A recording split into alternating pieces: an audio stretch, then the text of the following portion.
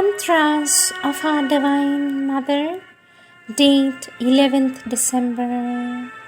Our Divine Mother says, at certain periods, the whole terrestrial life seems to pass miraculously through stages, which at other times it would take thousands of years to traverse. With my blessings, says our Divine Mother.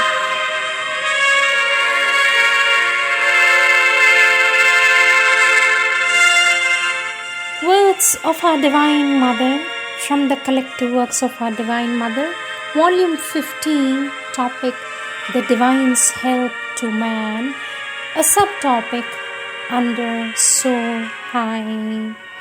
Our Divine Mother says, our thoughts are still ignorant, they must be enlightened. Our aspiration is still imperfect, it must be purified.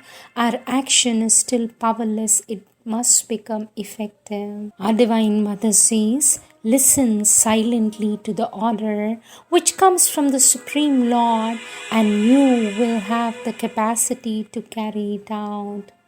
Know what the Divine wants and you will have mastery. The inner command is more sure than the mental consumption. The reign of reason should not end until the coming of the psychic law which manifests the Divine will. Power to reject adverse suggestions, the power which comes from the conscious union with the Divine. Wisdom cannot be acquired except through union with the Divine Consciousness. Our Divine Mother says, integral wisdom is that obtained by union with the Divine. Like everything that belongs to creation, wisdom is progressive. A bit of wisdom is welcome. In the depths of the inconscient, there also shines the Divine Consciousness, resplendent and eternal. Our Divine Mother says, the Divine Will acting in the inconscient is all-powerful even when we do not know it. Indeed, I am convinced that when the inconscient is conquered, no more conditions will be required. All will be a free decision of the Divine Grace. Our Divine Mother says the faith that goes to the Cosmic Divine is limited in the power of its action by the necessities of the plane. To get entirely free from these limitations, one must reach the transcendent Divine. The only hope is in the capacity of the invisible power. Only the Supreme Consciousness can have an effect on your karma, and this consciousness is independent above all human consciousness. The Supreme Power is taking up all the moments. It will turn them into truth. No effort is needed, no aid from the mind or any of the instruments, or even the individual consent is no longer needed.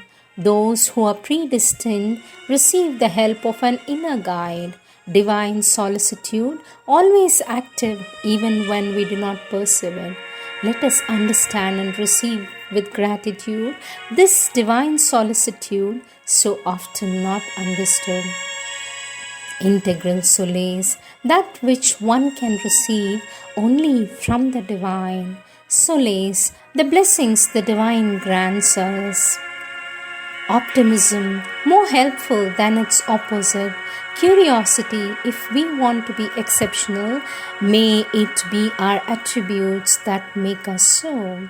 Mental curiosity must be seriously controlled for it not to be dangerous. Physical curiosity takes its value from its purpose. An attempt is a small thing, but it can be a promise for the future.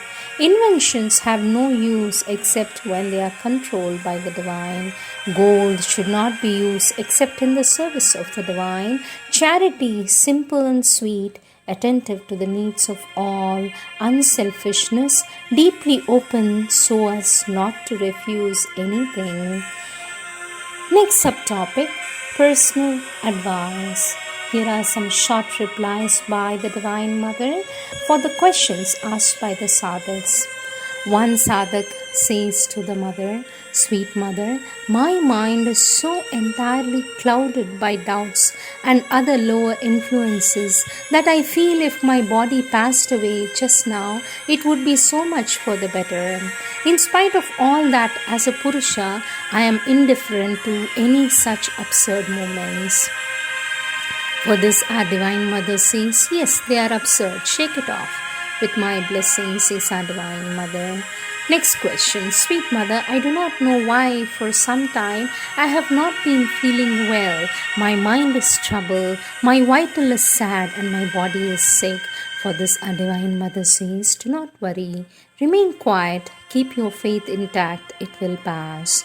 Next question. "Sweet Mother, I do not know how thoughts that are harmful to my consecration slip into my mind and upset me. I try my best to drive them away and to remain absorbed in contemplation of you, but very often they return. Why are they repeated, and where do they come from?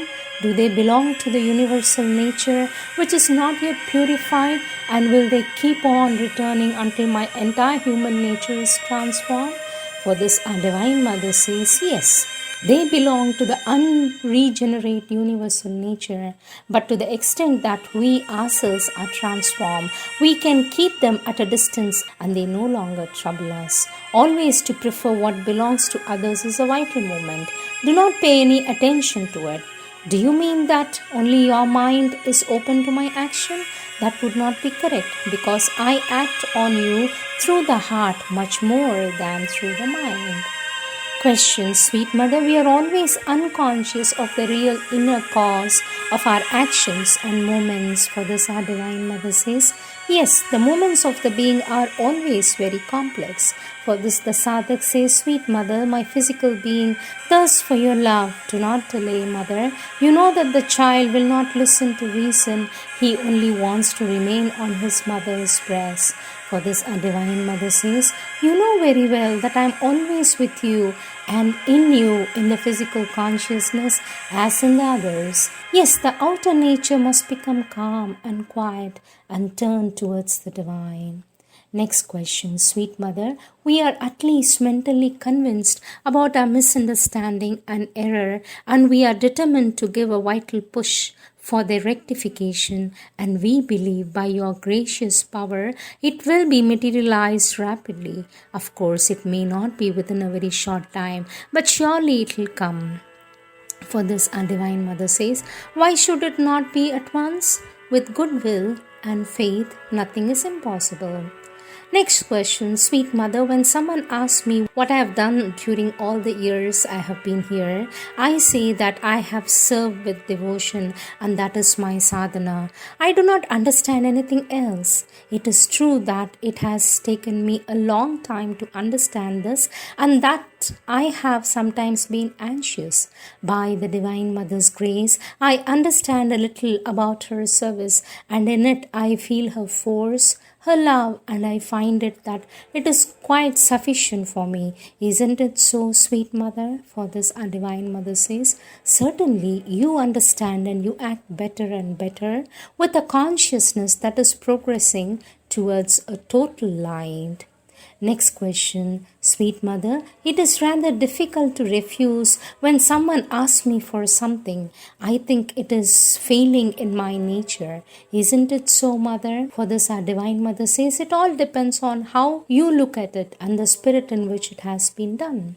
Sweet Mother, I feel so sorry that I have created an impression that I am pulling at money and diverting it from where it should go to the mother. My endeavor is that all wealth belongs to the mother, and we must use it as directed by her. Whenever I say I have a say, I do this and feel sorry that I have created an opposite impression. I write this to take a certain burden off my mind. For this, our Divine Mother says, "I do not know who has spread this rumor, but I can assure you that I know it is not true. So do not worry. Let peace settle in your heart with my blessings.